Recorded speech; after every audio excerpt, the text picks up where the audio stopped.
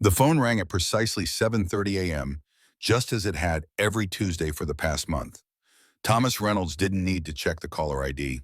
His eldest son had become as predictable as a Swiss watch since Elizabeth passed away. "Dad, we need to talk about that beach house situation again." Adam said, his voice carrying that tone of forced patience that Thomas had come to despise. The one his son used when he thought his father was being stubborn rather than principled. Thomas gripped the coffee mug Elizabeth had given him last Christmas, the one with their wedding photo printed on the side. His hands weren't as steady as they used to be. "It's not a situation, Adam. It's your mother's house." "Mom's gone, Dad." The words hit like a physical blow. "It's been 6 months. You need to start making practical decisions about your finances." Thomas stared out the kitchen window at the bird feeder Elizabeth had installed. A cardinal landed on the perch, its bright red plumage a stark contrast to the gray winter morning. Elizabeth had loved cardinals, said they reminded her of hope during difficult times. "Your sister's been on my case about this too. Did you two coordinate your attacks, or is this just a happy coincidence?" "Dad, nobody's attacking you." Adam sighed. "Diana and I are worried. The property taxes alone are costing you nearly $5,000 a year, plus maintenance, insurance, utilities. You're looking at almost $15,000 annually for a house you never visit." Never visit. That was the part that stung the most because it was true. Elizabeth had gone to that beach house 4 times every year without fail. Spring, summer, fall, and once in winter for what she called her contemplation season. She always invited him. He always had some excuse: work commitments, even after he retired, golf tournaments, routine doctor appointments that could have been rescheduled. Now he wondered why he had been so reluctant to join her. Maybe because the house represented something he didn't understand about his wife, something private that she kept separate from their daily life together. "Your mother put a lot of love into that place," Thomas said, watching the cardinal fly away. "Dad, listen to yourself." Adam's voice grew sharper. "Love doesn't pay bills. You're on a fixed income now. Social Security and your pension aren't going to stretch forever, especially with healthcare costs rising." This was always his angle, the practical financial argument. Adam worked in real estate development, so he saw everything in terms of market value and profit margins. He'd inherited Elizabeth's sharp mind for numbers, but none of her warmth. "Have you even been inside that house since Mom died?" Sarah's voice came through the speaker. She must have been listening on the extension from her home across town. "Because I went by there last month, and Dad, it's falling apart," she continued. "The paint is peeling, there's rust on the gate, and the whole place looks abandoned." Thomas's chest tightened. Elizabeth had always kept that house immaculate. She was proud of every detail, from the garden she'd planted along the front walkway to the rocking chairs she'd positioned perfectly on the wraparound porch. If it was deteriorating now, it meant she really was gone.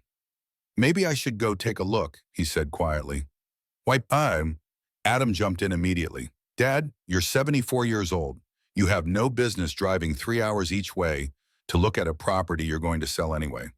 Just list it with a realtor and be done with it." 74. He said it like Thomas was ancient, like he should be grateful they were even letting him make decisions about his own property. Elizabeth would have been furious if she'd heard the way they spoke to him. "The market's good right now," Sarah added. "Properties in that area are selling for $250,000 to $300,000. That's a significant amount of money, Dad. Money you could use for assisted living when the time comes." Assisted living. They'd been dropping hints about that for months too, ever since Elizabeth passed, as if losing his wife automatically made him incompetent to live independently. "I'm not ready for assisted living," Thomas said firmly. "Of course not," Adam replied in that condescending tone again. "But it's good to plan ahead, and selling the beach house would give you options." Options. They made it sound like they were doing him a favor, when what they really wanted was to secure their inheritance. He'd seen the way Adam looked at Elizabeth's jewelry collection when they were going through her things, the way Sarah had quickly claimed Elizabeth's good china for safekeeping. "I need time to think about this," he said. "Dad, you've had 6 months to think about it." Sarah's voice carried a hint of the impatience she usually reserved for her teenage daughters. "How much more time do you need? 6 months?" Had it really been that long since Elizabeth drew her last breath in the hospital room, her hand growing cold in his while machines beeped their final warnings? It felt like yesterday and a lifetime ago all at once. The longer you wait, the more money you're wasting, Adam said. And frankly, Dad, we're worried about your judgment lately. Yesterday, you told me you couldn't remember if you'd paid the electric bill, but you're holding on to a property that's costing you over $1,000 a month. That hit differently because there was truth in it. His mind had been foggy since Elizabeth died. Some days he forgot to eat lunch. Other days, he found himself standing in the kitchen, unable to remember what he'd come in there to do. The grief felt like a thick blanket that muffled everything around him. Maybe Adam is right, Sarah said, her voice softer now. Maybe it would be better to simplify things. Get rid of unnecessary expenses so you can focus on taking care of yourself. Taking care of himself. Such a clinical way to describe the process of learning how to live without the person who had been his partner in everything for nearly 4 decades. I'll think about it, he repeated. But even as he said the words, he knew they wouldn't be satisfied with that answer much longer. After he hung up, Thomas sat in the silence of their kitchen, surrounded by Elizabeth's things. Her reading glasses still sat on the counter next to yesterday's newspaper. Her coffee mug was still in the dish drainer, where he'd left it after washing it the morning she went into the hospital for the last time. The people who claim to love you the most are often the first ones to treat you like you've lost your mind when you're grieving. Maybe they were right. Maybe holding on to the beach house was just prolonging the inevitable. Maybe it was time to let go of the last piece of Elizabeth's world that he'd never really understood. 20 days passed before Thomas finally broke down and called Adam back. The pressure had been relentless: daily phone calls, surprise visits where Sarah would walk through the house, pointing out things that needed repair, and worst of all, the subtle suggestions that maybe he wasn't capable of managing his own affairs anymore. "I'll do it," he said when Adam answered his phone. "I'll sell the beach house." The relief in his son's voice was immediate and unmistakable. "That's great, Dad. Really, you're making the smart choice here. I can recommend a realtor who specializes in coastal properties. She's very efficient." Efficient. That seemed to be the only quality that mattered to his children anymore. Not sentimental value, not memories, not the fact that their mother had considered that house her sanctuary.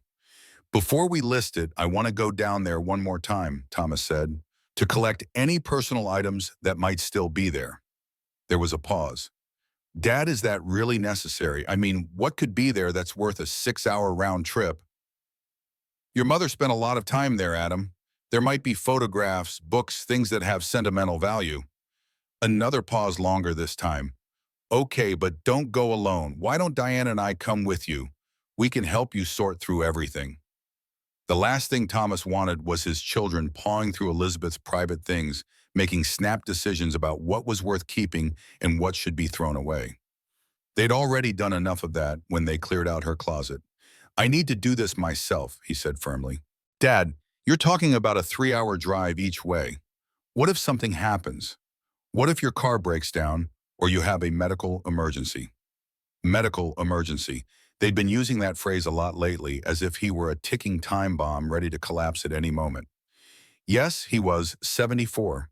And yes, he took medication for high blood pressure and cholesterol, but he wasn't an invalid. "I'll be fine, Adam. I've been driving longer than you've been alive." "That's exactly what worries me," Sarah chimed in. She must have been listening on the extension again. "Your reflexes aren't what they used to be, Dad. And you've been so distracted lately." Distracted. That was their polite way of saying they thought grief had made him senile. Maybe they weren't entirely wrong. He had been forgetting things, losing track of time, finding himself staring out the window for hours without realizing it. But this trip felt important, necessary in a way he couldn't explain. "I'm going," he said with more conviction than he felt. "Either you trust me to handle this or you don't." "Of course we trust you," Adam said quickly, though his tone suggested otherwise. "We just worry about you. Maybe you could at least let us know when you're leaving and when you get back, just so we know you're safe." Check-ins like he was a teenager borrowing the family car. But he agreed because it was easier than arguing, and because some part of him was touched that they cared enough to worry, even if their concern felt more like an obligation than genuine affection. Thomas planned the trip for the following Saturday. Adam had offered to arrange for someone to drive him, but he declined. This was something he needed to do alone, without witnesses, without his children's running commentary about practicality and efficiency. The night before he left, he sat in Elizabeth's study looking through the photo albums she'd kept so meticulously organized. There were pictures from their early years together, their wedding, the kids when they were small and still thought he was wonderful. But as he flipped through the later albums, he noticed something strange. The photos became less frequent, and in the ones from recent years, Elizabeth was often alone. There she was at the beach house, sitting on the porch with a book in her lap. Another shot of her in what looked like a garden, though he didn't remember her ever mentioning gardening at the beach house. In several photos, she was smiling. But it was a different smile than the one she wore in their family pictures. This smile looked peaceful, content, in a way that made him realize how rarely he'd seen that expression on her face in recent years. When had she stopped looking at him that way? When had they stopped taking pictures together? He closed the albums and went to bed, but sleep didn't come easily. He kept thinking about those photos, about the woman who had shared his bed for 38 years, but had kept an entire piece of her life separate from him. Why hadn't she ever really pushed him to come with her to the beach house? Had she wanted him there, or had she preferred the solitude? The next morning, he loaded the car with supplies. Elizabeth would have insisted on water bottles, snacks, a first aid kit, and a cell phone charger. She'd always been the practical one, the planner who thought 3 steps ahead while he lived in the moment. The drive took longer than he expected. His hands cramped on the steering wheel, and he had to stop twice to stretch his legs and use the restroom. By the time he reached the coastal highway, the sun was already past its peak, casting long shadows across the salt marshes that lined the road. He'd forgotten how beautiful this stretch of coastline was. Elizabeth had tried to describe it to him over the years, but he'd never really listened. Now, seeing it for himself, he understood why she'd been drawn here. There was something timeless about the landscape, something that made the problems of daily life feel small and manageable. The turnoff to their street was marked by a weathered sign that read, Sea Pines Cove Private Road. He'd helped write the check for that sign 15 years ago, but he'd never actually seen it installed. Elizabeth had handled all the details of maintaining the beach house, from paying the property taxes to hiring contractors for repairs. As he drove down the narrow road toward their house, his chest grew tight with anticipation and dread. What would he find there? What secrets had Elizabeth kept in this place that she'd visited 4 times a year without him? The house sat at the end of a dead-end street, partially hidden by mature palm trees and overgrown shrubs. He could see Sarah had been right about the property looking neglected. The paint was indeed peeling, and the metal gate that led to the front walkway had developed a coat of rust. He parked in the gravel driveway and sat for a moment, engine off, listening to the sound of waves in the distance. Elizabeth had always said the ocean called to her, and now he could hear what she meant. There was something hypnotic about the rhythm, something that seemed to slow down time itself. Taking a deep breath, he grabbed the house keys from his pocket and walked toward the front gate. His hand shook slightly as he reached for the latch. Whatever he found on the other side of this gate would change everything he thought he knew about his wife and his marriage. The rusty metal protested as he pulled it open. But when I opened the rusty gate, what I found wasn't abandonment, it was life. Because what he saw in the front yard wasn't abandonment and neglect. What he saw made his breath catch in his throat. The yard was immaculate, not just maintained, but lovingly cared for. Fresh flowers bloomed in neat rows along the walkway. The grass was recently mowed, and someone had even repaired the loose boards on the front porch steps. This wasn't the abandoned property Sarah had described. Someone was living here.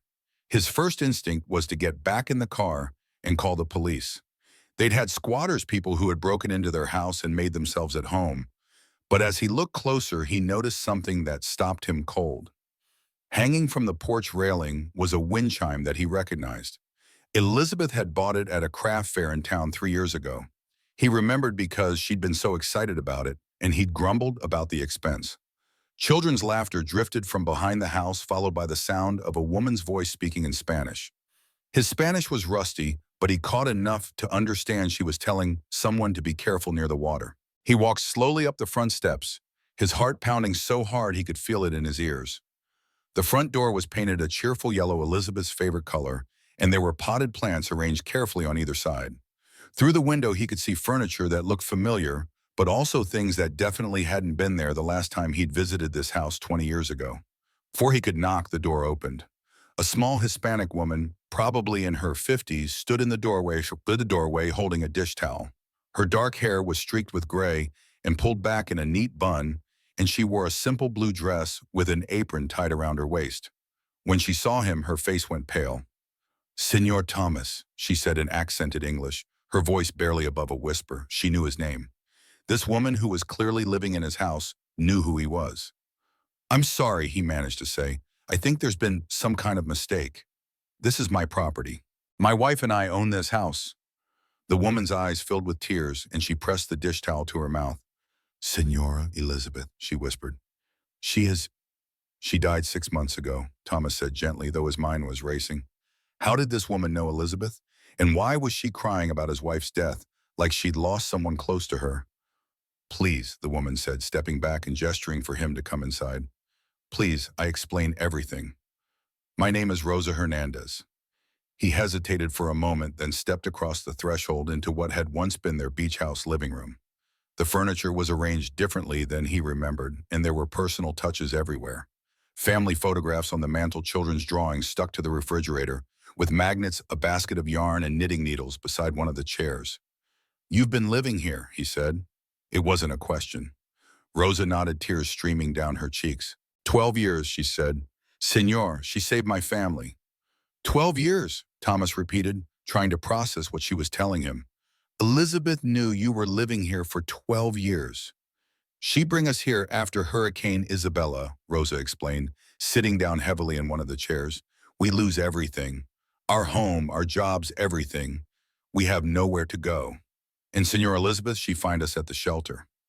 Hurricane Isabella, he remembered that storm. It had hit the coast hard in 2012, causing massive flooding and property damage.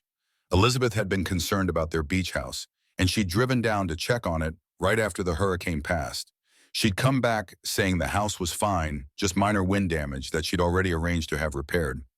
She'd never mentioned finding a homeless family. She'd never mentioned bringing anyone here to live. She said we could stay until we get back on our feet, Rosa continued. But then my husband Diego, he gets sick, cancer. And Senora Elizabeth, she say we family now. She say this our home too. Thomas sat down across from her, his legs suddenly feeling weak.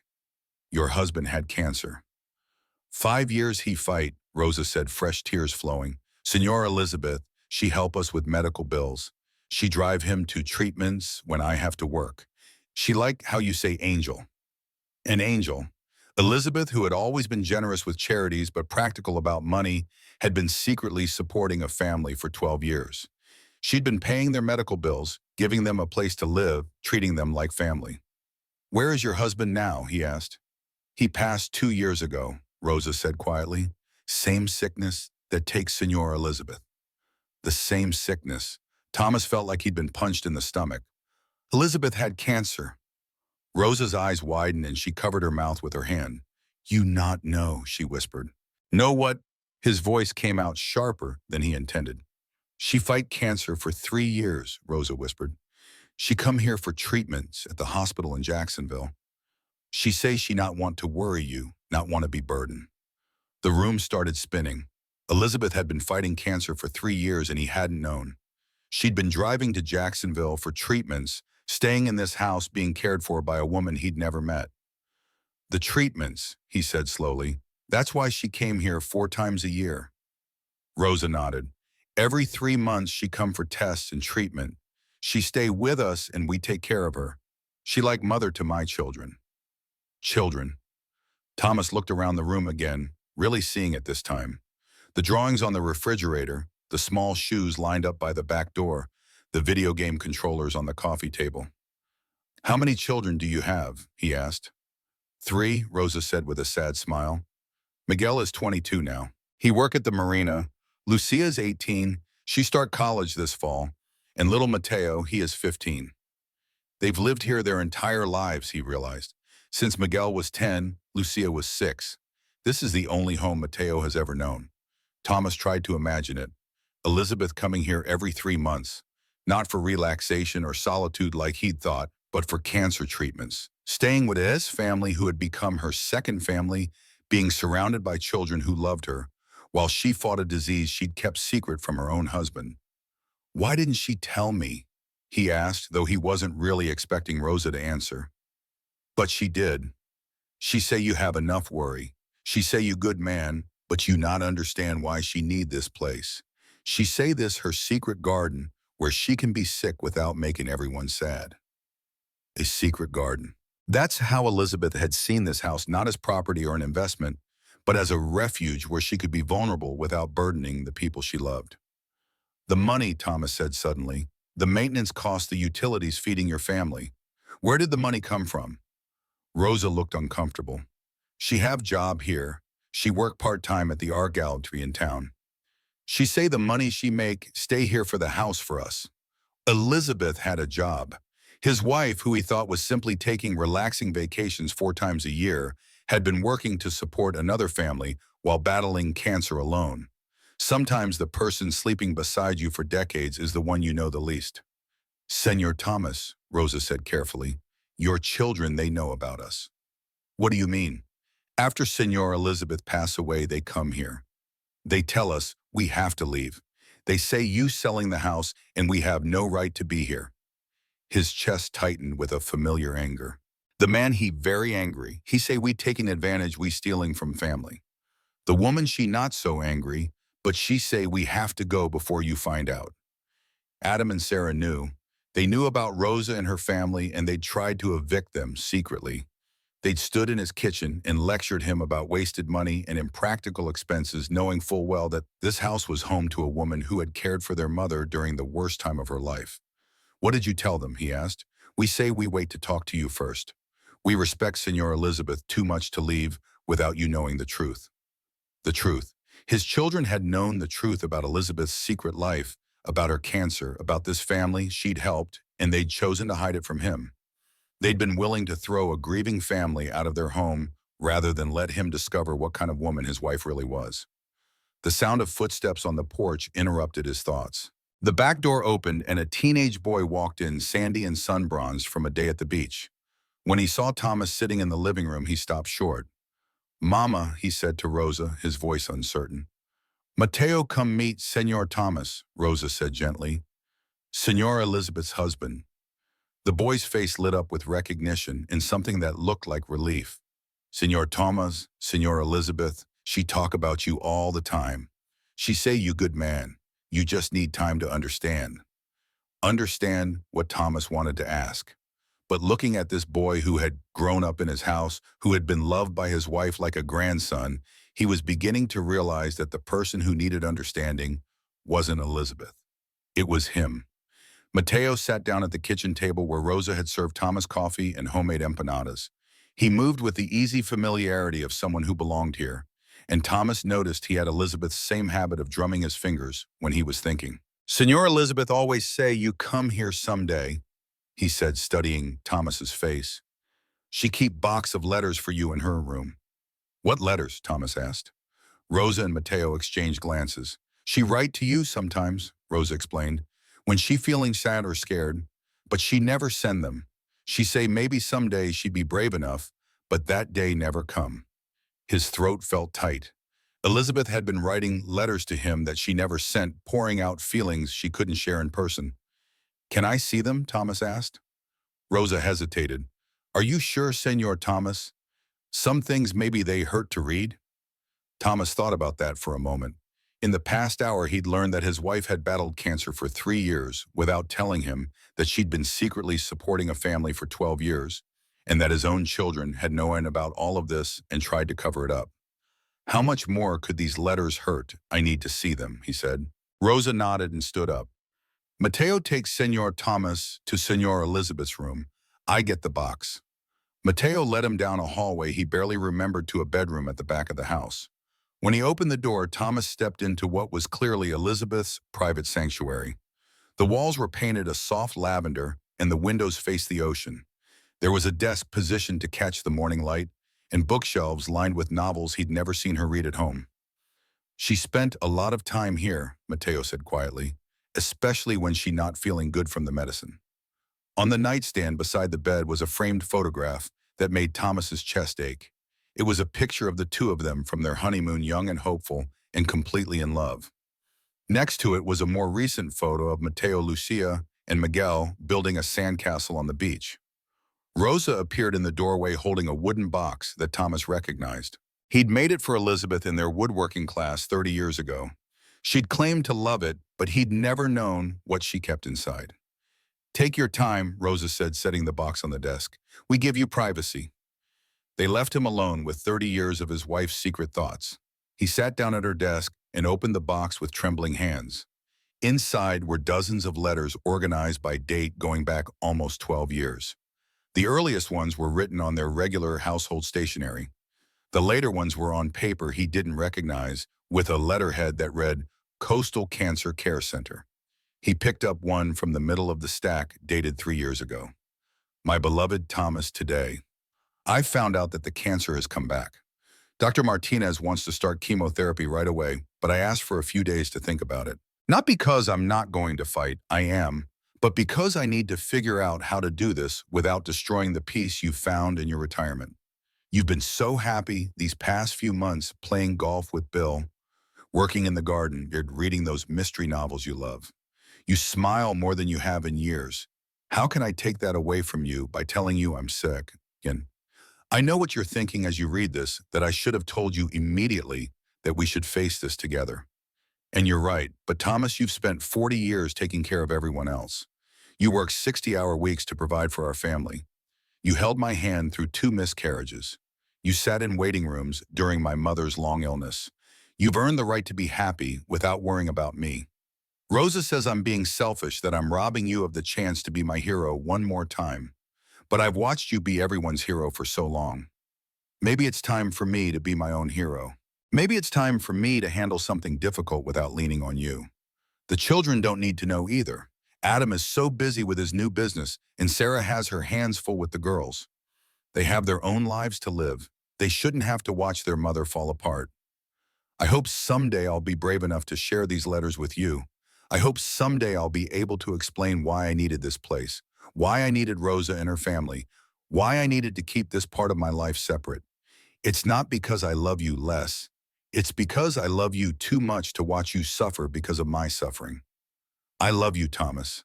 I've loved you every day for 35 years, even when we felt like strangers living in the same house. Especially then. Forever yours, Elizabeth. Thomas had to stop reading. His hands were shaking so badly he could barely hold the paper, and tears were streaming down his face. Elizabeth had been sick, scared, and fighting for her life.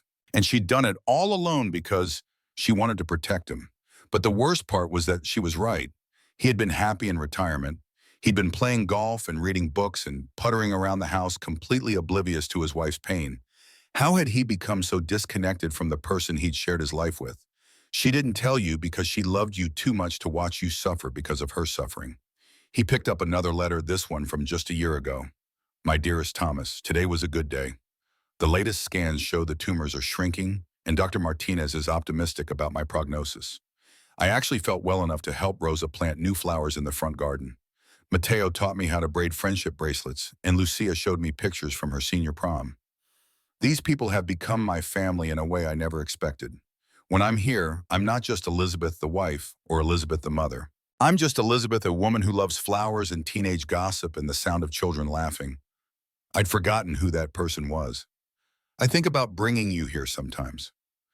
I imagine showing you the garden, introducing you to Miguel's girlfriend, watching you teach Mateo how to fish from the pier. But then I remember how uncomfortable you get around people. You don't know how you always feel like an outsider in other people's homes. This is my space, Thomas. For the first time in my adult life, I have a space that belongs completely to me. Does that make me selfish? Does that make me a bad wife? I don't think you'd understand. You've always been so self-contained, so sure of who you are and what you want. You don't need other people the way I do. You don't need the messiness of extended family and complicated relationships. But I do. I need Mateo asking me to help with his homework. I need Lucia calling me abuela and asking for advice about boys. I need Rosa's quiet strength and Diego's terrible jokes. I need to feel needed in a way that has nothing to do with managing a household or coordinating family schedules. Is it wrong that I'm happier here than I am at home? Is it wrong that when I think about dying, what makes me saddest isn't leaving you? Because I know you'll be fine, but leaving them, I love you, Thomas, but I love them too. And I don't know how to make those two loves fit together in one life. Forever yours, Elizabeth. Thomas set the letter down and stared out the window at the ocean Elizabeth had loved so much. She'd been right about him in some ways. He was uncomfortable around people he didn't know, and he did prefer the predictability of his own routines. But she'd been wrong about the most important thing. He wouldn't have been fine without her. He wasn't fine without her. There was a soft knock on the door and Rose appeared in. "You okay, Senor Thomas?" He wiped his eyes and nodded, though he felt anything but okay. "Rosa, can I ask you something?" "Of course."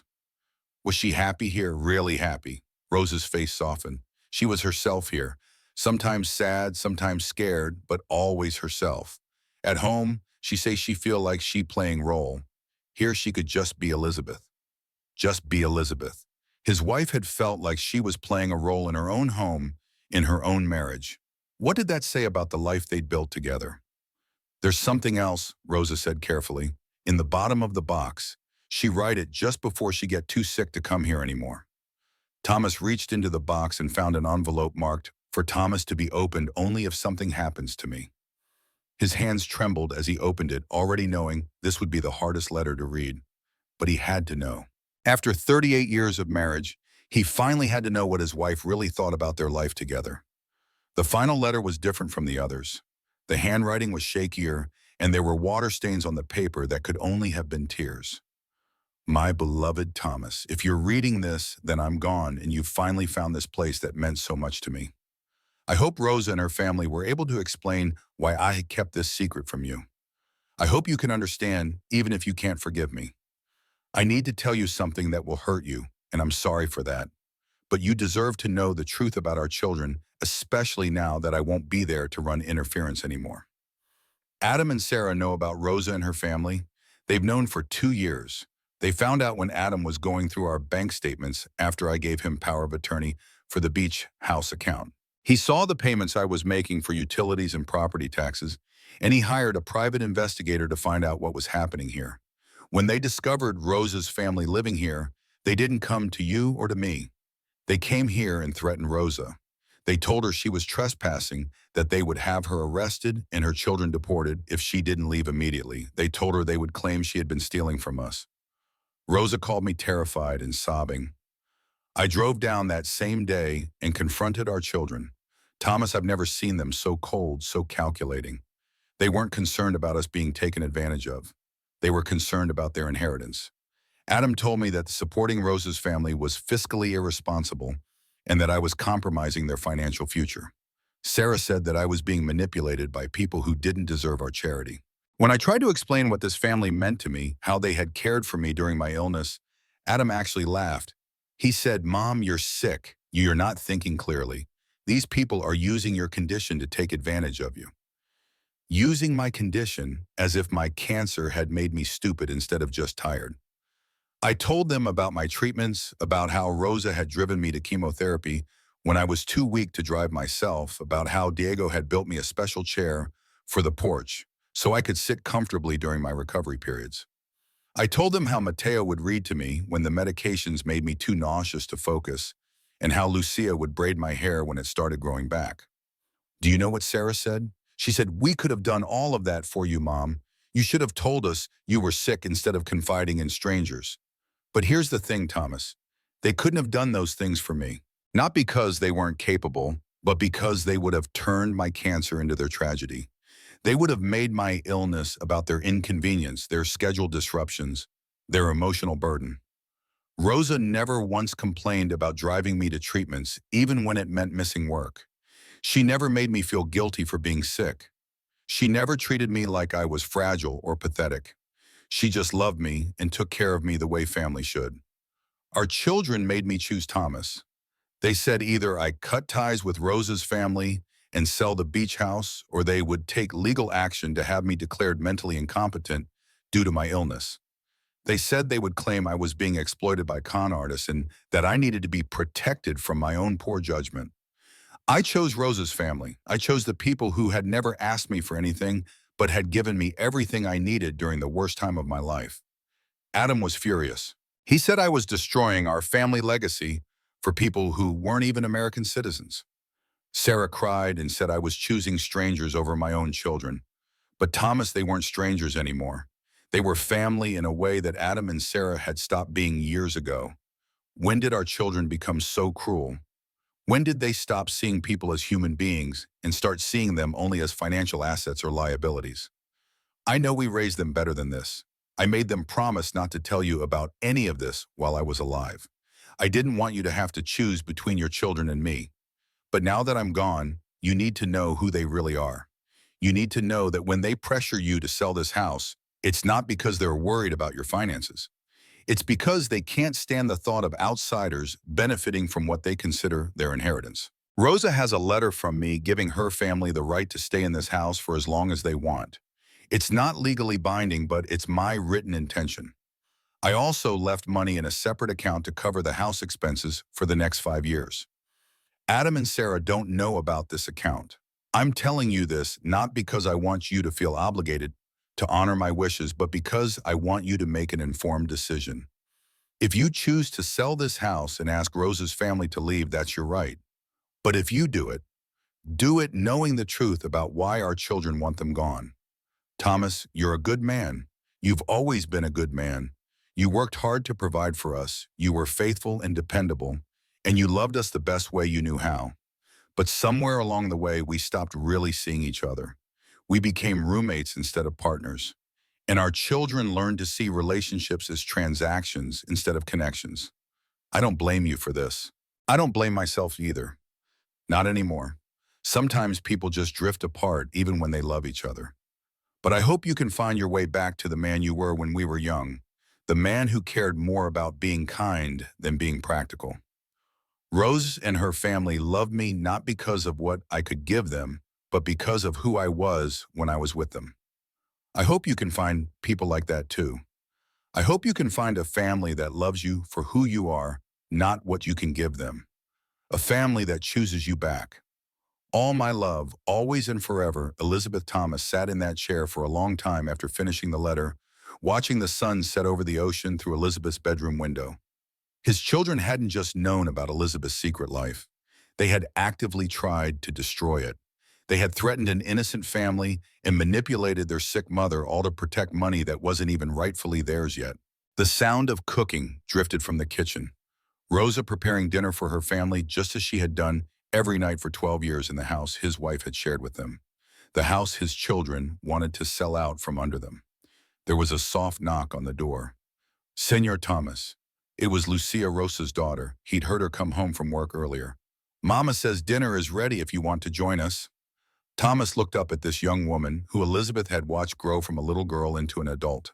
She had Rosa's kind eyes and a shy smile that reminded him somehow of Elizabeth. You don't have to, she added quickly. Mama just thought maybe you're hungry and we always have too much food anyway. Too much food, Elizabeth had always complained that he never cooked enough when it was his turn to make dinner. She'd said he had no sense of proportion, that he couldn't cook for more than one person because he'd spent so many years eating alone while she was here, being part of a family that actually gathered around a table together every night. I'd like that, he said, standing up slowly. His legs were stiff from sitting so long, and his heart felt like it weighed 1,000 pounds. In the kitchen, Rosa had set an extra place at the table. Mateo was already seated telling Miguel about something that had happened at school. Miguel, who Thomas now saw looked like a younger version of his father in the family photos on the refrigerator, was teasing his little brother good-naturedly. Senor Thomas, Miguel said, standing up when Thomas entered the room. I'm sorry we couldn't meet under better circumstances. Senor Elizabeth talked about you all the time. She did. Oh yes, Lucia said, taking the seat beside him. She told us about your woodworking and how you built her that jewelry box she loved so much. She showed us pictures of the bookshelf you made for your old house. Elizabeth had talked about his woodworking. He'd given that up years ago after he retired and couldn't see the point in making furniture they didn't need, but she'd remembered it, had been proud enough of his work to share it with this family. She said you were very talented, Rosa added, serving him a plate of rice and beans with grilled chicken. She said you just forgot how much you loved creating things. As they ate dinner together, Thomas listened to this family talk about their day, their plans, their dreams. Carlos was excited about making the varsity soccer team. Lucia was nervous about starting college in the fall. Miguel was saving money to propose to his girlfriend, normal family conversation. The kind Elizabeth and he used to have with Adam and Sarah when they were young before they became adults, who only called when they wanted something or needed to lecture him about his life choices. Senor Thomas, Mateo said as Rosa served dessert, are you going to make us leave? The question hung in the air like a challenge. 3 generations of this family looking at him waiting to hear whether he would honor Elizabeth's wishes or bow to his children's pressure. Mateo, Rosa said sharply, that's not appropriate. It's okay, Thomas said. It's a fair question. He looked around the table at these people who had loved his wife when he was too distracted to see she needed loving, who had cared for her when he didn't even know she was sick, who had given her the family warmth that somehow their own family had lost along the way. His phone buzzed with a text message. Without looking, he knew it was either Adam or Sarah, checking to make sure he hadn't done anything foolish during his trip to the beach house. For the first time in months, he turned off his phone without reading the message. I don't know yet, he told Mateo honestly, but I promise I'll think about what's fair to everyone. The boy nodded, seeming to accept this answer. The conversation shifted to safer topics, but Thomas could feel the tension beneath the surface. These people's entire lives hung in the balance of his decision. He spent that night in Elizabeth's room, lying in the bed where she had recovered from chemotherapy treatments he never knew she'd endured. The sound of the ocean was different here than he'd expected. Not the harsh crashing he'd imagined, but a gentle, rhythmic whisper that seemed to ease the ache in his chest. In the morning, Rosa knocked softly on the door and brought him coffee in Elizabeth's favorite mug. The blue one with seashells painted around the rim. How did you sleep? She asked, settling into the chair by the window. Better than I have in months, he admitted. It was true. For the first time since Elizabeth died, he'd slept through the night without waking up reaching for her side of the bed. She sleep good here too, Rosa said. Even when she very sick, she say the ocean helped her rest.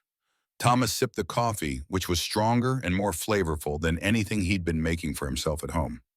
Rosa, I need to ask you something and I want you to tell me the truth. She nodded, her dark eyes serious. Do you want to stay here, not because you feel obligated to honor Elizabeth's memory, but because this is really your home? Rosa was quiet for a long moment, looking out at the ocean.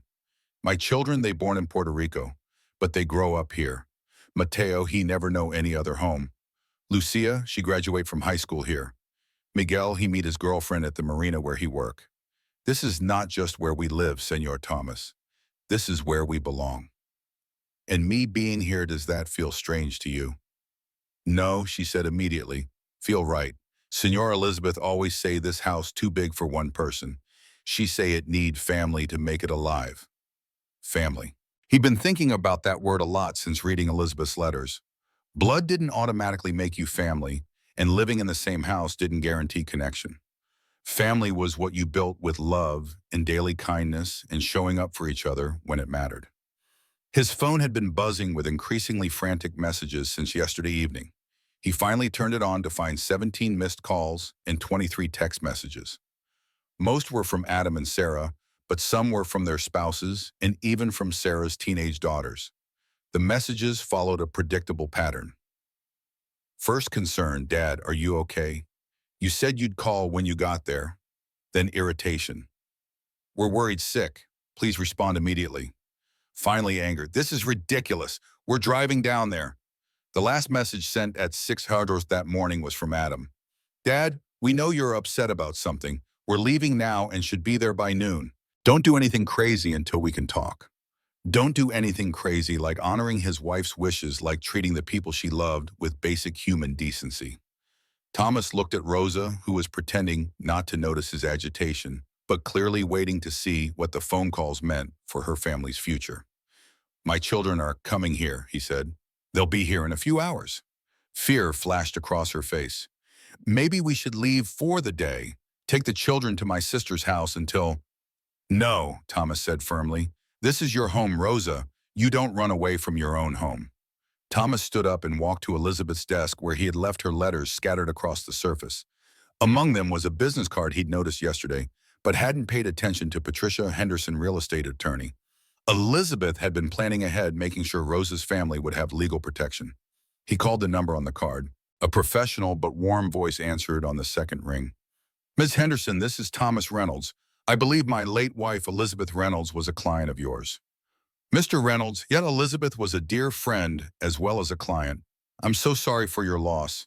She was an extraordinary woman. I'm at our beach house and I've discovered some things about my wife's arrangements here. I need to understand the legal situation regarding the family that's been living here. Of course, are you free this morning? I'm actually in my office today and I have all of Elizabeth's paperwork here. We could meet in person if you'd like. Thomas arranged to meet her in an hour, leaving Rosa with instructions to prepare lunch for 5 people. If his children wanted a confrontation, they could have it over a meal prepared by the woman they tried to intimidate. Patricia Henderson's office was in a converted Victorian house in the historic district of the nearest town. She was a woman in her 60s with silver hair and sharp eyes that reminded him of Elizabeth's when she was determined about something. Elizabeth came to me 3 years ago, she explained, spreading documents across her desk. She wanted to make sure Rosa's family would be protected if anything happened to her. We worked together to create several legal safeguards. She handed Thomas a folder thick with papers. There's a living trust that ensures the house can't be sold without providing Rosa's family with adequate notice and relocation assistance. There's also a life insurance policy that Elizabeth purchased specifically to cover the house expenses for 10 years. 10 years. Elizabeth had planned for a decade beyond her own death to make sure this family would be secure. Your children can't simply evict Rosa's family, Patricia continued. Elizabeth made sure of that, but more importantly, she left you with options. What kind of options? Thomas asked. Patricia smiled. Elizabeth was very specific about what she hoped you would choose to do, but she also knew she couldn't force your hand. She set up 3 possible scenarios, each with complete legal documentation. She pulled out 3 separate files. Option 1, you sell the house, but Rosa's family receives 6 months' notice and $50,000 in relocation assistance. Option 2, you maintain ownership but sign a long-term lease agreement with Rosa, making them official tenants with all the legal protections that provides. Option 3, she paused, studying his face. You transfer ownership of the house to Rosa's family outright, and you use the life insurance money Elizabeth left to purchase a smaller property nearby for yourself. A smaller property nearby. Elizabeth had even thought about where he might want to live if he chose to stay. She really thought of everything, didn't she? Elizabeth spent months working through every detail, Patricia said. She wanted to make sure no matter what you decided, everyone would be treated fairly. But Mr. Reynolds, I have to tell you, she hoped you would choose option 3.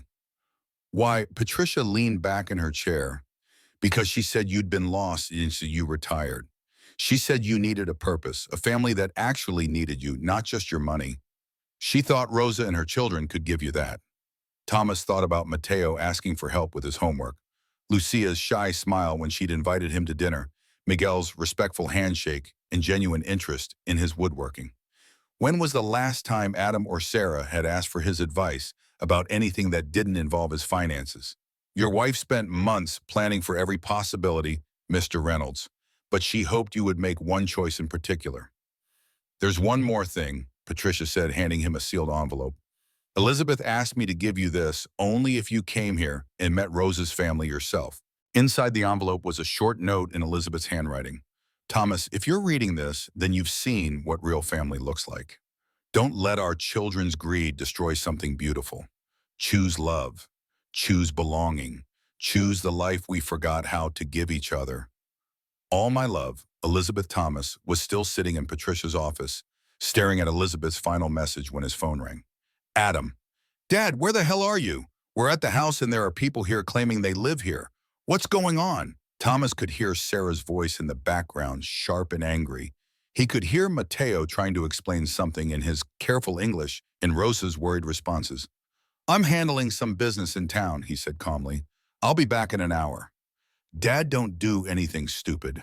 We need to talk before you make any decisions about these people.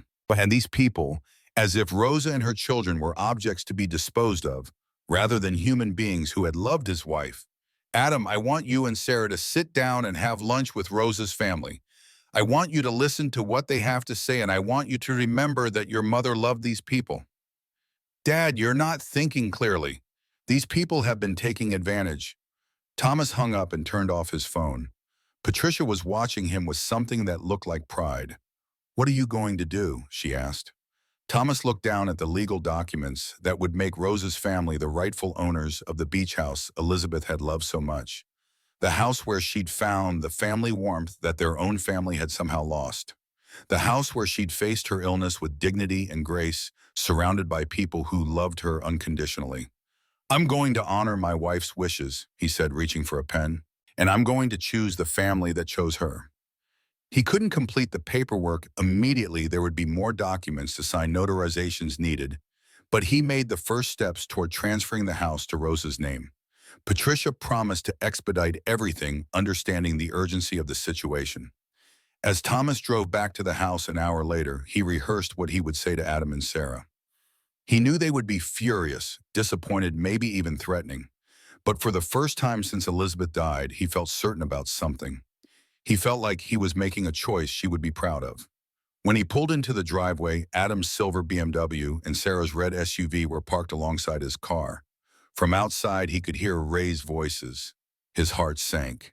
He had hoped they would at least try to be civil. He walked through the front door to find Adam standing in the living room, his face flushed with anger. Sarah was seated on the couch, arms crossed tightly across her chest. Rosa stood in the kitchen doorway, her expression carefully neutral, but Thomas could see the tension in her shoulders. The children were nowhere to be seen. "Dad, what the hell is going on here?" Adam demanded as soon as Thomas walked in. "These people claim Mom gave them permission to live in our house. That's insane." "They're not people, Adam. They have names. This is Rosa Hernandez and her family. And yes, your mother did give them permission to live here. In fact, she was living here with them for parts of the past 3 years, while she was receiving cancer treatments that none of us knew about." Adam's face went pale. "Cancer treatments? What are you talking about?" "Mom had cancer." Sarah's voice had lost its angry edge, replaced by genuine shock. "For 3 years, Thomas said quietly. She didn't tell any of us because she didn't want to be a burden. Rosa and her family took care of her. They drove her to appointments, sat with her through chemotherapy, held her hand when she was afraid." "That's ridiculous," Adam said, but with less conviction. "Why wouldn't she tell us? Dad, what are you saying?" Sarah looked between Thomas and Rosa, clearly struggling to process this new information. That Mom chose to tell strangers about her cancer rather than her own family. They weren't strangers to her, Sarah. They were her family too. A family she could be honest with about her illness without worrying about being a burden.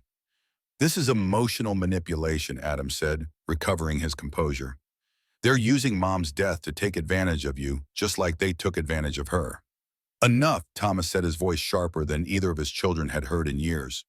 "Your mother left me letters explaining everything.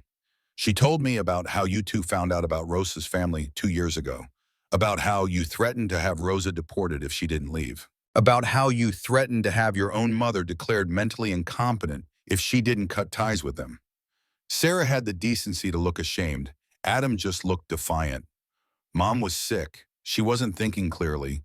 We were trying to protect her." "Dad, what are you doing with these people? They're con artists who took advantage of Mom's illness." "No, Adam. The only people taking advantage here are the two of you trying to sell a house that's been home to this family for over a decade so you can protect what you see as your inheritance." The accusation hung in the air, sharp and undeniable. "Rosa, could you give us some privacy, please?" Thomas asked gently. She nodded and slipped quietly out the back door. Thomas could see through the window that she was joining her children on the beach, giving the Reynolds family space to have the conversation they needed to have. "I just came from Patricia Henderson's office," Thomas said once Rosa was gone. "She's the attorney who helped your mother set up legal protection for Rosa's family." "What kind of legal protection?" Adam asked, his real estate developer instincts clearly on alert. "The kind that means you can't evict them without 6 months' notice and $50,000 in relocation costs for starters." "That's outrageous," Adam exclaimed. "Mom couldn't possibly have." "She did, Adam. She did because she knew exactly what you would do when she was gone. She knew you would try to throw Rosa's family out on the street without a second thought. But she also wanted to give me a choice." "What kind of choice?" Sarah asked quietly. Her anger seemed to be giving way to a reluctant curiosity. "Three options, actually. I could sell the house with the relocation package for Rose's family. I could maintain ownership but formalize a lease agreement making them tenants. Or I could transfer ownership of the house to them entirely. You can't be serious, Adam said. You're not actually considering giving our beach house to these people, are you? These people, Thomas repeated. Their names are Rosa, Miguel, Lucia, and Mateo. And yes, I am considering it. In fact, I've already started the paperwork. Dad, no, Sarah stood up clearly alarmed. That's insane. You can't just give away a $300,000 property to people you just met. I'm not giving it away, Sarah. I'm honoring your mother's wishes. She left money in a life insurance policy specifically to cover the house expenses for 10 years. She also left enough for me to purchase a smaller place nearby if I wanted to stay in the area. This is completely irrational, Adam said, reaching for his phone. I'm calling our lawyer. We'll stop this. You can try, Thomas said calmly, but your mother made sure everything was legally airtight. Patricia explained it all to me. You have no legal grounds to challenge this. We'll see about that, Adam muttered, walking into the kitchen to make his call. Sarah remained on the couch, looking at Thomas with an expression he couldn't quite read. Dad, be honest with me. Is this really what you want to do? Or are you just feeling guilty about Mom? It was a fair question, and Thomas took a moment to consider it. I've spent the past 6 months feeling like I'm drowning Sarah. Like I'm just going through the motions of living without any real purpose. Your mother found something here that made her feel alive during the worst time of her life. I think maybe I could find that too. By giving away our beach house. It was never really ours, Sarah, not in the way that matters. Your mother and Rosa's family made it into a home. I never did that. I was too busy working, too busy being practical, too busy avoiding the messy parts of life. And look where that got me. Sarah was quiet for a moment, studying her father's face. You really mean this, don't you? I do. She sighed, a sound of resignation rather than anger. What about the money? Are you really going to throw away your retirement security for these people? I'm not throwing away anything.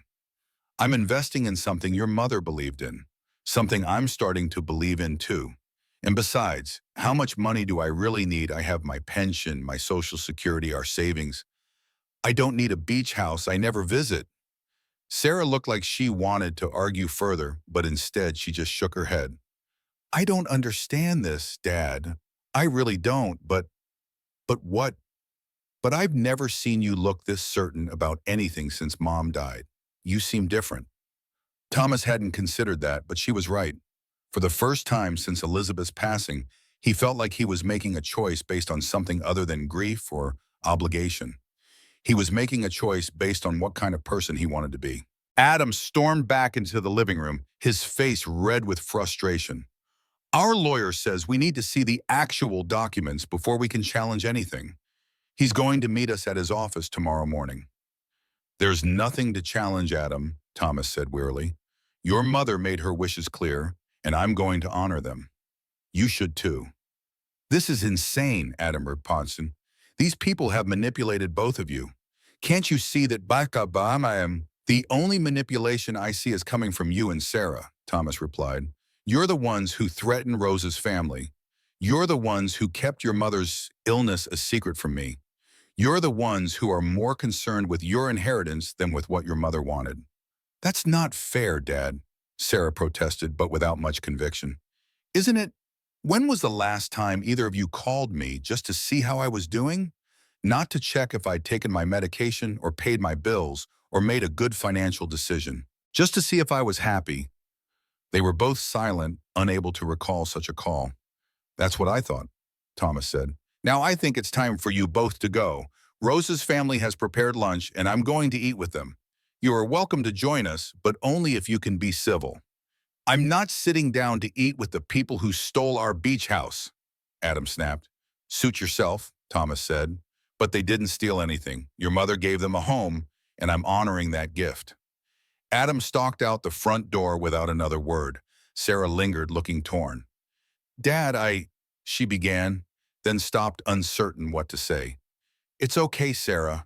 This is a lot to process. Take some time. Think about what your mother would want. Think about what kind of person you want to be. She nodded slowly, then followed her brother out the door. Thomas watched through the window as they got into their cars and drove away Adam's tires, kicking up gravel in his haste to leave. Thomas walked out to the beach where Rosa and her children were sitting together on a weathered wooden bench, clearly anxious about the outcome of the family confrontation. "They're gone," he said simply. "Are you okay, Senor Thomas?" Rosa asked, concern evident in her voice. "I'm better than I've been in months," he said, surprised to find it was true. "I've made a decision, Rosa. I'm going to transfer ownership of this house to you and your family, just like Elizabeth wanted. And I'm going to use the money she set aside to buy a smaller place nearby." Rosa's eyes filled with tears. "Senor Thomas, we can't accept—" "Yes, you can," he said gently. "Elizabeth wanted this. And after meeting you all, I want it too. This is your home. It should be in your name." "But where will you live?" Lucia asked. "I thought I might look for a small place near here, something close enough that I could visit sometimes, if that would be okay." "Visit," Miguel said with a grin. "Senor Thomas, you would always be welcome here anytime. This will always be your home too." "She wasn't just existing here, she was living," Mateo said softly, repeating something Elizabeth must have said to him. The profound understanding in the boy's eyes made Thomas's throat tight with emotion. "Thank you," he managed to say. "Now I believe lunch is waiting and I'm starving." As they walked back to the house together, Thomas felt something shift to him. The heavy weight of grief that had pressed on his chest for 6 months seemed to lighten slightly. He wasn't naive enough to think it would disappear completely. He would always miss Elizabeth, always regret the time they'd lost the connections they'd failed to maintain. But for the first time since her death, he felt like he might find a way forward, a way to honor her memory by truly living rather than just existing. Inside, Rosa bustled around the kitchen, setting the table for lunch. Mateo helped without being asked, placing napkins beside each plate. Lucia poured glasses of iced tea. Miguel brought in a basket of fresh rolls from the local bakery. "Sit, Senor Thomas," Rosa instructed, pulling out a chair for him. "You are family now." Family. Such a simple word, but one that held so much meaning. As Thomas took his place at the table, surrounded by people who had loved his wife, who were willing to welcome him into their lives, despite having just met him, he realized that Elizabeth had given him one final precious gift, the chance to be part of a real family again, one built on kindness and mutual care rather than obligation and expectation. The conversation flowed easily as they ate with the Hernandez family, sharing stories about Elizabeth that made Thomas both laugh and cry. He learned about how she had taught Lucia to paint watercolors, how she had helped Miguel apply for his job at the marina, how she had attended Mateo's school concerts even when she was weak from chemotherapy. "She came to my science fair last year," Mateo said, his eyes bright with the memory. "I won second place with my project about ocean pollution. She was so proud she bought ice cream for everyone." "She never missed Lucia's dance recitals," Rosa added. "Even when the doctors say she should rest, she insists on going." "She helped me write my college application essays," Lucia said shyly. "She say education is the most important thing, that no one can ever take it away from you." With each story, Thomas felt like he was meeting a version of his wife. He had never known a woman who made time for science fairs and dance recitals, who taught painting and edited college essays, who bought ice cream to celebrate second place. A woman who lived fully even as she was dying. As the afternoon wore on, he found himself sharing his own stories about Elizabeth, their early years together, the camping trips they took before the children were born, the way she would sing off-key in the shower every morning. The Hernandez family listened eagerly, filling in gaps in their knowledge of the woman who had become so important in their lives. For the first time, Thomas felt the true weight of what he had missed by not coming to the beach house with Elizabeth. He had missed knowing this version of his wife, the one who felt free to be herself here in a way she never did at home. He had missed being part of the swarm, chaotic, loving family that she had found when their own family had grown cold and distant. But it wasn't too late, he realized. Elizabeth had made sure of that. She had created this path for him, this opportunity to find what she had found, hear genuine connection, purpose, the joy of being needed for who you are rather than what you can provide. His phone rang again as they were clearing the lunch dishes. Adam no doubt calling to continue the argument or pressure him to change his mind. Thomas silenced the ringer and slipped the phone back into his pocket. Whatever Adam and Sarah decided to do, however they chose to respond to his decision, was up to them. He couldn't control their reactions, couldn't force them to understand or accept his choice. All he could do was follow his heart, honor Elizabeth's wishes, and try to build something meaningful from the ashes of his grief. She wasn't just existing here, she was living. And now, perhaps he could learn to do the same. 3 days later, Thomas sat in Patricia Henderson's office, signing the final paperwork that would transfer ownership of the beach house to Rosa and her family. The process had moved quickly thanks to Patricia's efficiency and Elizabeth's careful planning. "That's the last one," Patricia said, taking the signed document from him. "I'll file these today. The house will officially belong to the Hernandez family by the end of the week." Thomas felt a strange mixture of emotions as he set down the pen. There was sadness, of course. This house had been part of his and Elizabeth's life for decades, even if he had rarely visited. But there was also a sense of rightness, of honoring Elizabeth's wishes in a way that reflected who she truly was. "What about the other arrangements?" he asked. "The money Elizabeth set aside?" Patricia opened another folder on her desk. "The life insurance policy paid out last month. After setting aside the funds for the house expenses, there's enough for you to purchase a modest property in the area as Elizabeth intended. I've taken the liberty of asking a realtor friend to put together some options for you to look at." She slid a few property listings across the desk.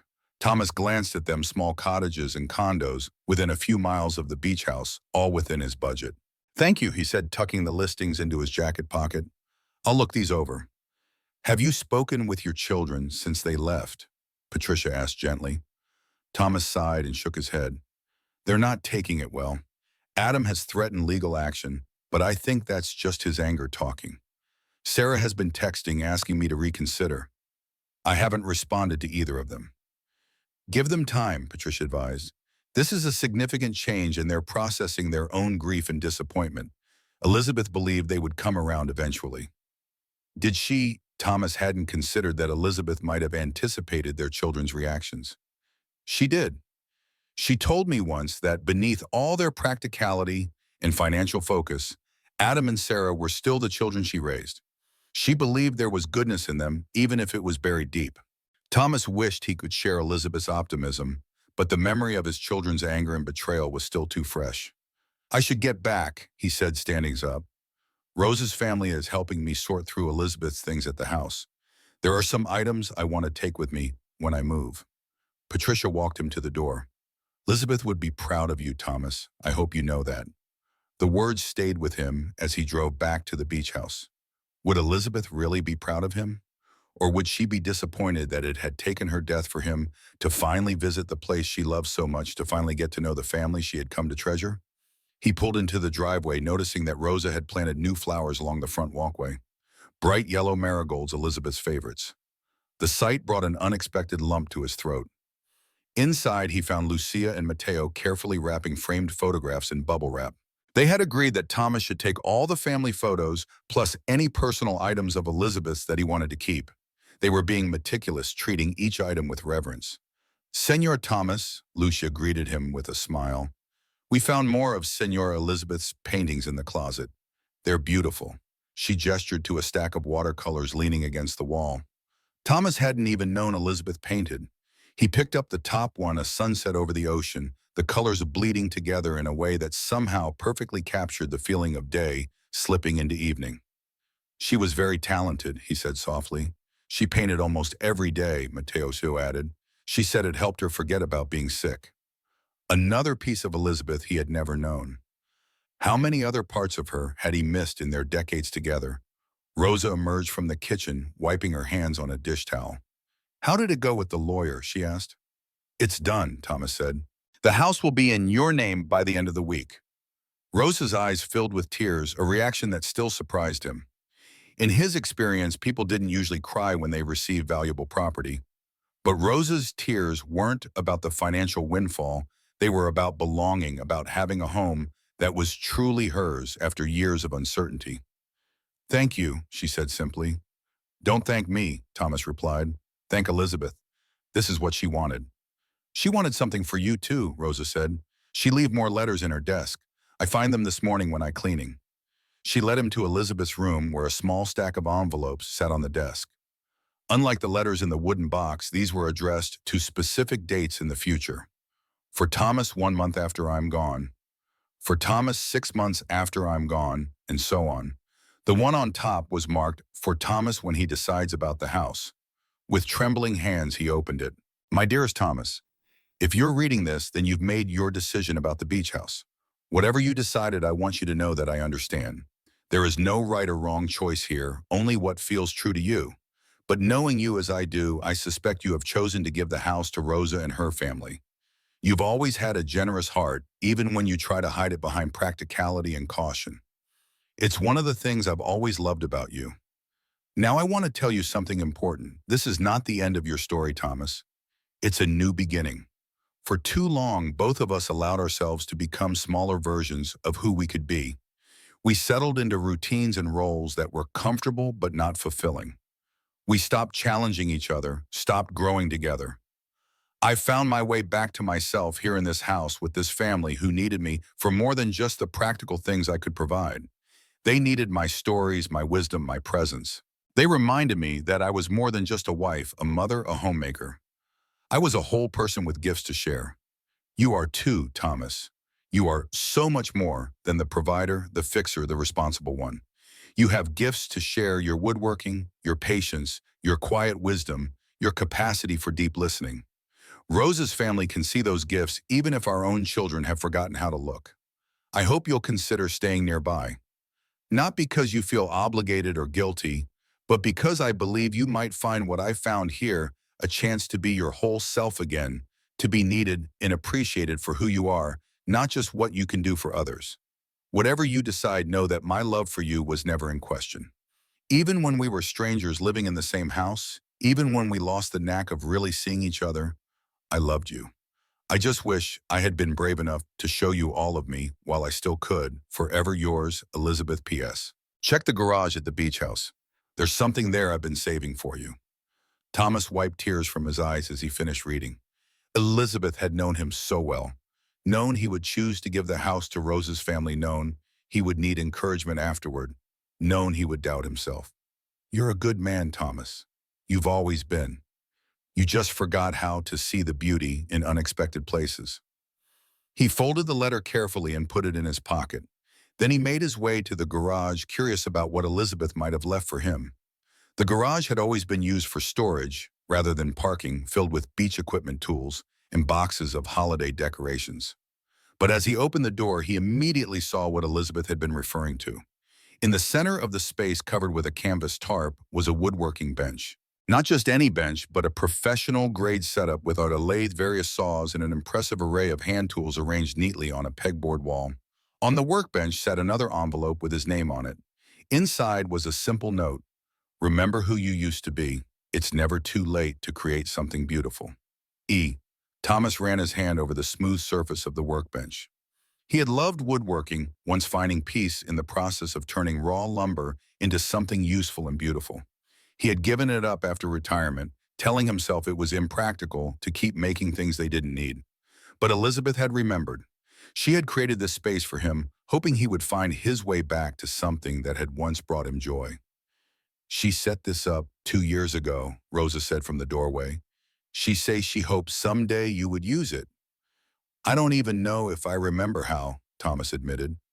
Mateo, he want to learn woodworking, Rosa said casually. He asked many questions about the tools. Perhaps you could teach him. Thomas looked at her, recognizing the gentle manipulation for what it was, and offering a way to give him purpose, to make him feel needed. I suppose I could try, he said, if he's interested.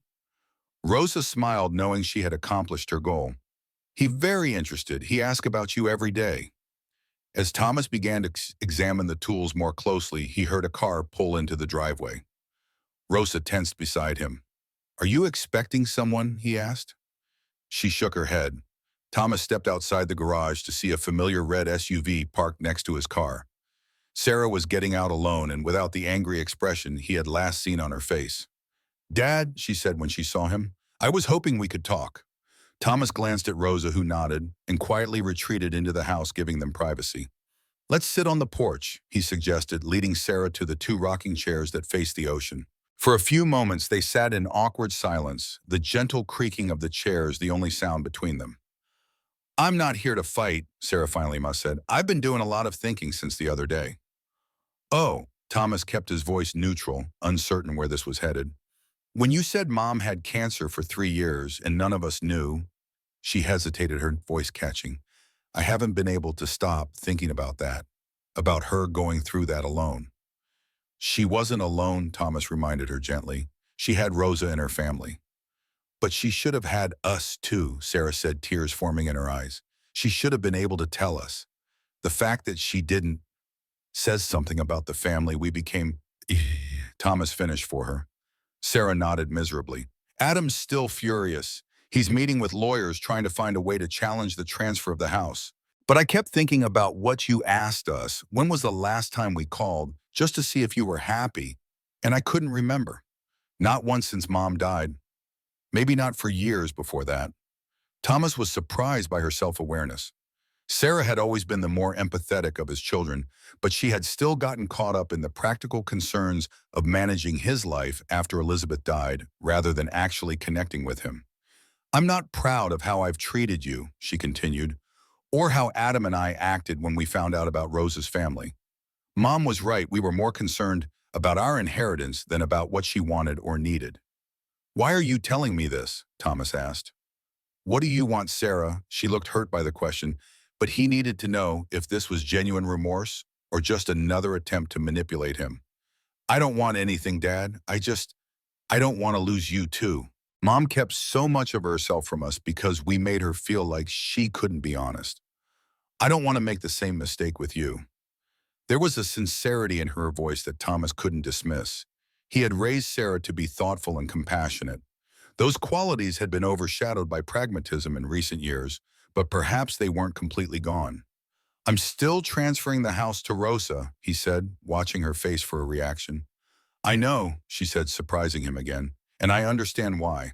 I met Mateo this morning before you got here. He showed me Mom's paintings, told me how she taught him to play chess, how she never missed his soccer games. Her voice broke on the last words, and Thomas realized what was really behind her tears. Not anger at losing the house, but grief at losing the mother she never truly knew. She was different here, Thomas said softly. I can see that now.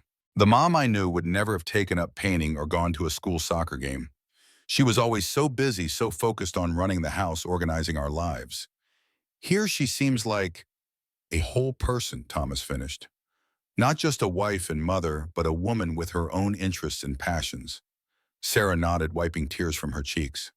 I wish I had known her like that. So do I, Thomas admitted, but she gave us both a second chance in her way. She made sure Rose's family would be protected, but she also made sure I would have the resources to stay nearby if I chose to. She believed our family could heal even after she was gone. Do you believe that? Sarah asked, looking at him directly. Thomas considered the question carefully.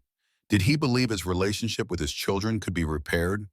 With Sarah sitting beside him now with genuine remorse, it seemed possible. With Adam and his regime, righteous anger, it seemed less likely. I believe it's worth trying, he said finally. Elizabeth never gave up on any of us. I don't think I should either. Sarah reached over and squeezed his hand, a small gesture, but one that felt like the first step towards something new. I want to get to know them, she said, nodding toward the house where Rosa's family was now watching them warily through the window. The people Mom loved. Will you introduce me properly this time? Thomas felt a surge of hope at her words. Perhaps Elizabeth had been right about their children after all. Perhaps there was goodness in them, waiting to be rediscovered. I'd like that, he said, standing up and offering Sarah his hand. Inside, Rosa was preparing dinner, her movements quick and nervous. She had clearly been anticipating another confrontation. Rosa, Thomas said, Sarah would like to start over, to get to know you and your family properly. Rosa looked skeptical, but nodded politely. We were just about to eat, she said. There's plenty if you want to join us. I'd like that, Sarah said, if it's not an imposition. No imposition, Rosa replied, though her tone was guarded. Mateo said another place, please. The teenager who had been hovering in the doorway nodded and grabbed another plate from the cabinet. He studied Sarah with undisguised curiosity.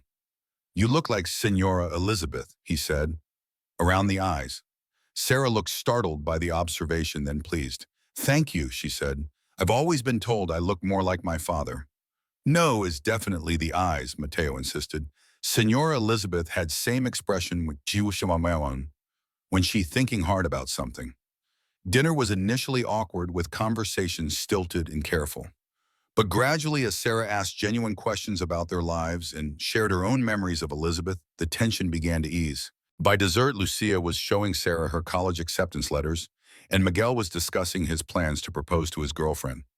Mom helped me pick out the ring, he told Sarah, pulling a small box from his pocket. Inside was a simple but elegant diamond solitaire. She went with me to every store until we found the perfect one. Said Jennifer would love this because it's classic but not flashy. Sarah stared at the ring, processing this new facet of her mother, a woman who helped a young man shop for an engagement ring, who had opinions about jewelry styles and knew the tastes of a girl she had probably met only a few times. It's beautiful, she said. Mom always did have good taste. As the evening progressed, Thomas watched his daughter slowly relax, laughing at Mateo's jokes, offering to help Lucia with her college scholarship applications, genuinely connecting with these people who had been such an important part of Elizabeth's life. When Sarah finally left, promising to return soon, Thomas walked her to her car. "Thank you," he said simply. "For what?" "For being willing to see them as people, not just obstacles." She hugged him tightly, something she hadn't done in years. "I'm sorry, Dad, for everything. And I'll talk to Adam. I don't know if I can change his mind, but I'll try." After she drove away, Thomas returned to the porch where Rosa was sitting with a cup of tea, gazing out at the darkening ocean. "Your daughter, she is more like Elizabeth than she knows," Rosa said, making room for him in the adjacent chair. "You think so?" "Yes, she listened, really listened, not just waiting for chance to speak. Elizabeth was like that too." Thomas hadn't thought about it that way, but Rosa was right. Beneath Sarah's practical exterior was a capacity for genuine empathy, a quality she had inherited from Elizabeth, not from him. "I'm glad she came," he said. "Me too," Rosa admitted. "It's good for Mateo and Lucia to know not all your family hate us." "No one hates you, Rosa." "Adam does," she said matter-of-factly. "He look at us and see only people taking what he think belong to him." Thomas couldn't argue with that assessment. Adam had always been more materialistic than Sarah, more focused on what he was owed rather than what he could give. "He might surprise us," Thomas said, though without much conviction. Rosa just smiled and sipped her tea, clearly unconvinced. The next 2 weeks passed in a blur of activity. Thomas found a small cottage just a mile from the beach house, a 2-bedroom bungalow with a generous yard and, most importantly, a detached garage that could serve as his woodworking shop. The purchase went smoothly thanks to Elizabeth's careful financial planning. Sarah visited several times, sometimes alone, sometimes with her teenage daughters who were initially sullen about being dragged to meet some random family, but quickly warmed to Mateo's charm and Lucia's patient help with their summer reading assignments. Adam remained conspicuously absent, though Thomas knew from Sarah that he was still consulting with lawyers, still searching for a way to challenge the transfer of ownership. Thomas tried not to let it bother him, focusing instead on setting up his new home and spending time with Rosa's family. He had started teaching Mateo basic woodworking, beginning with simple projects, a birdhouse, a small shelving unit for Lucia's college textbooks. The boy was a natural, his hands steady and his mind quick to grasp the principles Thomas taught him. "My father was carpenter in Puerto Rico," Rosa explained one day as they watched Mateo carefully sand a piece of oak. "Before the hurricane take everything." Mateo was too young to remember, but maybe is in his blood. There was a pride in her voice that Thomas understood well. He had felt that same pride watching Adam build his first model airplane, seeing Sarah win her first debate competition. The satisfaction of watching a child discover their gifts was unlike any other feeling. 3 weeks after Thomas moved into his cottage, Adam finally appeared at his door. It was early evening and Thomas was sitting on his front porch, sketching designs for a coffee table he planned to build for Rosa's living room. The sleek BM pulled into his driveway with a spray of gravel. Adam got out, his expression unreadable behind dark sunglasses despite the fading light. "Hello, son," Thomas said, setting aside his notebook. "This is a surprise." "Is it?" Adam asked, his voice tight. "Sarah said you've been expecting me." "Hoping, not expecting," Thomas corrected gently. Adam removed his sunglasses, revealing eyes that were tired and slightly bloodshot. "I talked to 3 different lawyers," he said without preamble. "They all said the same thing. Mom's arrangements are legally sound. There's no way to challenge the transfer without making ourselves look like greedy, heartless children trying to evict a family that cared for their dying mother. That was never my intention, Thomas said, to make you look bad. Wasn't it? Adam shot back. You chose them over us, just like Mom did. Thomas sighed. They were getting off to a bad start, exactly what he had hoped to avoid. Would you like to come inside? He offered. I have beer in the fridge. Adam hesitated, then nodded stiffly. Thomas led him into the cottage, which was still sparsely furnished, but already felt like home, in a way the big house he had shared with Elizabeth never quite had. His woodworking projects were everywhere. A half-finished bookcase in the living room. Coasters he had turned on the lathe, a set of salad bowls waiting to be oiled. You're making furniture again, Adam observed, picking up one of the coasters and examining the inlay pattern. Yes, Thomas said, retrieving 2 beers from the refrigerator. It feels good to create something with my hands again. Adam accepted the beer, but didn't drink, turning the bottle slowly between his palms. I found Mom's medical records, he said abruptly. I had to know if it was true about the cancer. It was. Stage 3 breast cancer diagnosed 3 years ago, multiple rounds of chemotherapy, radiation, 2 surgeries, all at Jacksonville Memorial Hospital, just like you said. I'm sorry you had to find out that way, Thomas said, genuinely meaning it. She should have told us all. Why didn't she? Adam asked, and for the first time Thomas heard the hurt beneath the anger.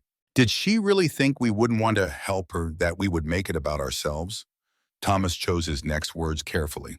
I think she believed she was protecting him. Me from where you and Sarah from disruption to your busy lives. And yes, I think she feared your reaction might focus more on the practical implications than on her emotional needs. That's not fair, Adam protested, but without his usual vehemence. Maybe not, Thomas conceded. But it was her perception based on how our family relationships had evolved. We all got so caught up in our own lives, in the roles we had assigned each other, that we stopped seeing each other as whole people. Adam took a long swallow of his beer, considering this. I've been thinking about what you said at the beach house, he finally admitted. About when was the last time I called just to see if you were happy. I couldn't remember either.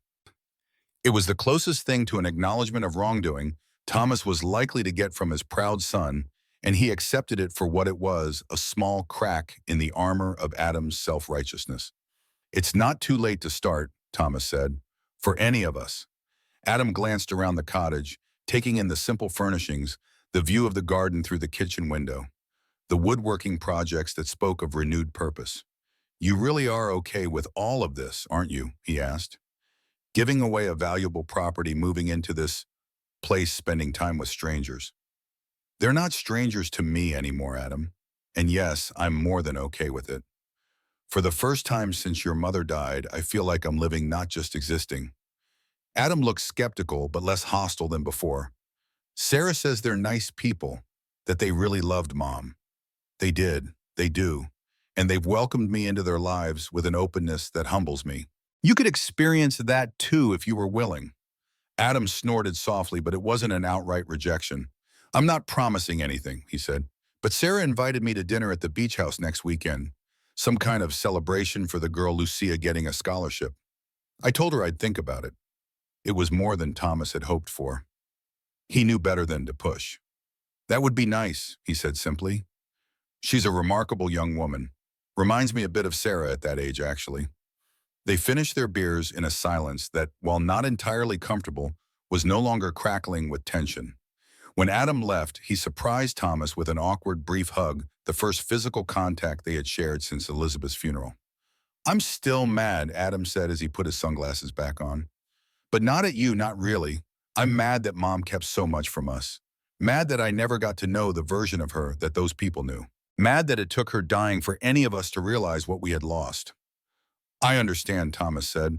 I'm angry too, but I'm trying to focus on what Elizabeth gave us, even in her leaving a chance to see ourselves and each other more clearly, a chance to build something new from the wreckage. Adam nodded once sharply, then got into his car and drove away. Thomas watched until the taillights disappeared around the corner, then returned to his porch and his sketches feeling lighter than he had in weeks. The scholarship celebration dinner was a turning point. Adam did attend, bringing an expensive bottle of champagne and a stiff, formal congratulations for Lucia. But as the evening progressed, his reserve gradually thawed. By the time dessert was served, he was deep in conversation with Miguel about real estate opportunities near the marina, offering professional advice with none of his usual condescension. Your son, he know much about business, Rosa observed to Thomas as they cleared the dishes together. He does, Thomas agreed. He's very successful in his field. But he learning now, success not just about money, Rosa said with the quiet wisdom that reminded Thomas so much of Elizabeth, is also about connections, about helping others succeed. Thomas watched as Adam showed Miguel something on his phone, both men leaning in, engaged and animated. He's a good man at heart, Thomas said. He just forgot for a while like I did. In the months that followed, a new pattern emerged. Thomas spent most days at his cottage, working on his woodworking projects, often with Mateo as his apprentice. Several times a week, he joined Rosa's family for dinner at the beach house. Sarah and her daughters became regular visitors, and even Adam stopped by occasionally, usually with some practical pretext advice about insurance for the house, information about tax deductions Rosa could claim, but staying longer each time, gradually building relationships with the family his mother had loved. 6 months after Elizabeth's death, they gathered at the beach house for a memorial service. It had been Thomas's idea, a way to honor Elizabeth in the place where she had felt most herself, surrounded by all the people who had loved her. Rosa had created an altar of sorts on the porch, displaying Elizabeth's paintings, photographs of her with both families, her favorite books and shells she had collected from the beach. They took turns sharing memories, each story revealing another facet of the complex, loving woman who had touched all their lives. She taught me to make her famous key lime pie, Lucia said. Said the secret was in grating the lime zest just right. I still make it her way every Sunday. She never missed my soccer games, Mateo added, even when she was sick. She said watching me play made her feel strong again. She helped me pick out Jennifer's engagement ring. Miguel set his arm around his now fiancé. Said she always wanted to help choose a ring for her son, and I was close enough. Sarah shared memories of Elizabeth teaching her to sew bedtime stories and school projects. Adam recalled fishing trips when he was young, how patient Elizabeth had been as she untangled his line again and again. When it was Thomas's turn, he found himself unexpectedly emotional. Elizabeth and I were married for 38 years, he began. But I realize now that I only knew parts of her. I knew the efficient homemaker, the supportive wife, the devoted mother. But I missed so much the artist, the mentor, the friend, the woman who found joy in simple things like a child's soccer game or teaching someone to bake a pie. He looked around at the gathered faces, all showing the same mixture of grief and love that he felt. But she left us a gift in her passing each other. Two families that might never have known each other, might never have understood how much we needed each other. Elizabeth always saw the best in people and always believed in second chances. I think she would be proud of what we built here together. After the memorial service, as the sun was setting over the ocean, Thomas found himself alone on the beach. The others had returned to the house for coffee and dessert, but he needed a moment of solitude to process the emotions of the day. He heard footsteps in the sand behind him and turned to see Adam approaching, hands in his pockets. Mind if I join you? His son asked. Thomas gestured to the space beside him, and they stood in silence for a moment, watching the waves crash against the shore. I've been thinking about selling my condo in the city, Adam said suddenly. There's a small house for sale about a half-mile from here, close to the marina. Thomas tried to hide his surprise. Adam had always been a city person, devoted to the fast pace and constant activity of urban life. That's a big change, he said neutrally. Adam shrugged, trying to appear casual, though Thomas could see the significance of the moment. Jennifer likes it here, says it would be a good place to raise kids someday. And I've been talking with Miguel about investing in the marina, maybe expanding their charter business. There's potential there. And, Thomas prompted, sensing there was more. Adam sighed, looking out at the horizon. And I've missed too much already. Missed knowing Mom the way Rosa's family knew her. Missed connecting with you, beyond just checking if you've taken your medications or paid your bills. I don't want to miss any more. Thomas felt a swell of emotion that threatened to overwhelm him. This was more than he had ever expected from his practical, ambitious son, an acknowledgement of what truly mattered, a choice to prioritize connection over convenience. I think that sounds like a wonderful idea, he said, his voice thick. And your mother would think so too. Adam nodded, blinking rapidly. Sarah's talking about spending summers here with the girls. Says they've never been closer than they have been these past few months, coming down on weekends, spending time with Rosa's family. We're all finding our way back to each other, Thomas said, just like Elizabeth hoped we would. They stood together as the last rays of sunlight disappeared, leaving the sky painted in shades of purple and deep blue. From the house, they could hear laughter and music, Mateo trying to teach Sarah's daughters to dance, Rosa calling everyone for dessert, the sounds of a family gathering. I hope you can find a family that loves you for who you are, not what you can give them. A family that chooses you back. Elizabeth's words echoed in Thomas's mind as he and Adam turned to walk back to the house. She had given him exactly that, not one family, but two blended together by love and loss and the determination to honor her memory by truly seeing each other. As he stepped onto the porch, Thomas paused, looking through the window at the scene in Sarah's side. Rosa was serving slices of key lime pie made from Elizabeth's recipe. Lucia was showing Sarah photos from her first week of college. Miguel and Jennifer were sitting close together and on the couch planning their future. Mateo was demonstrating a dance move to Sarah's giggling daughters. It was chaotic and warm and utterly alive. Thomas felt a presence beside him, as real as if Elizabeth were standing there. "You were right," he whispered to the night air. "It was never too late to create something beautiful."